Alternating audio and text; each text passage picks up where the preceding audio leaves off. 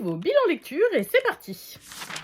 On commence chez Ozu avec le premier volume du titre, les Whisper Week. Le tome 2 est sorti récemment et je me suis donc dit qu'il était temps que je me plonge dans ce tome 1 pour découvrir ce titre.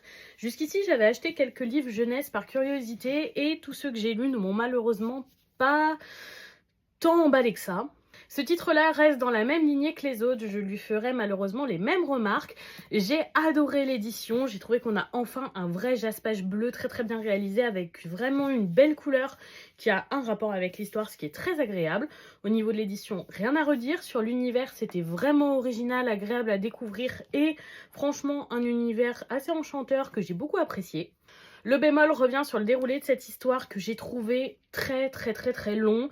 Je sais que les titres jeunesse, souvent, c'est bien plus développé, bien plus tiré en longueur que ce que j'ai l'habitude de lire, mais malheureusement, je pense que c'est juste pas un style pour moi. J'ai trouvé vraiment que c'était long de tourner les pages, qu'il se passait pas grand-chose.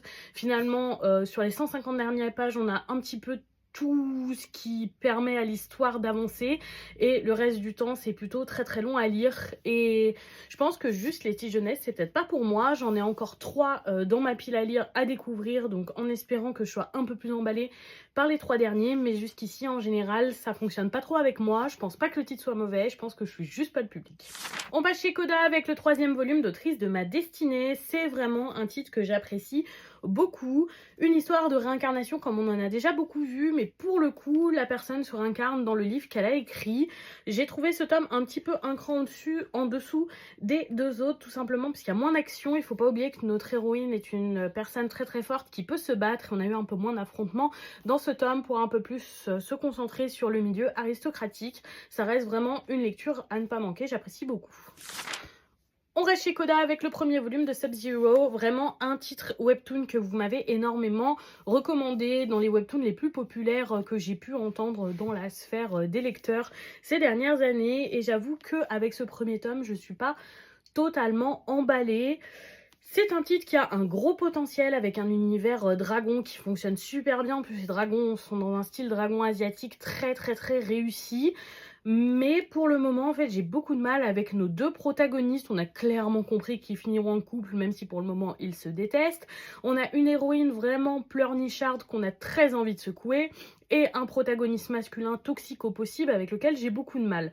Donc à voir sur leur évolution, un second volume sera peut-être nécessaire pour un petit peu mieux juger ce titre, mais pour le moment j'avoue que c'est dommage que j'ai du mal avec les personnages parce que tout le reste est très prometteur.